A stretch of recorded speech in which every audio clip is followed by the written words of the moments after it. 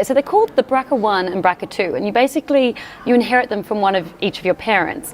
And what they are known as is basically a tumour suppressor. So we all have these genes, but if you have a mutation, it stops its ability to do this tumour suppressing, and basically it prevents the body from being able to repair DNA. And in terms of every woman in the country being screened, that sounds like a huge undertaking. It is, you're not wrong. So basically, at the moment, they just screen people who have a family history of breast cancer. But these researchers in other studies found that they could miss up to about 50% of people who have this BRCA mutation. So what they did is they looked at what would happen if they screened everybody in the UK and everybody in the US, all women above the age of 30. So in the UK, 27 million women, and the US, it was up to 100 million.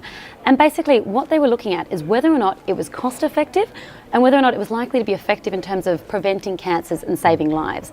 And they found that it was. So here, for example, in the UK, it could save up to 13,000 lives, and that it was cost effective as well. So as a layman, I'm listening to you thinking this sounds like a no-brainer, but are there arguments against it? There are. So if you think of the emotional turmoil for all of these women having to go through this, that takes its toll as well. So, and then the other factor is if you think of, basically they say that breast cancer, that having this mutation, it could increase your risk from between 40 and 90%.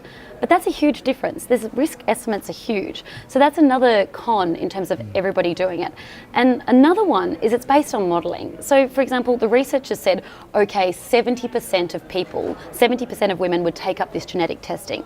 Now that's a guess. So what they would need to do is do some more large scale studies, test it on more women and see whether or not the figures pan out. Is that going to happen? Because at the moment we just have a group of doctors saying this is a good idea, which is a long way away from government policy. Yeah, so the UK government said that they're excited by the results and they're going to look at them with interest, quote unquote. So we'll see, but there's a lot of cancer researchers and a lot of different groups like Breast Cancer Now who are excited by it and want it to potentially make change.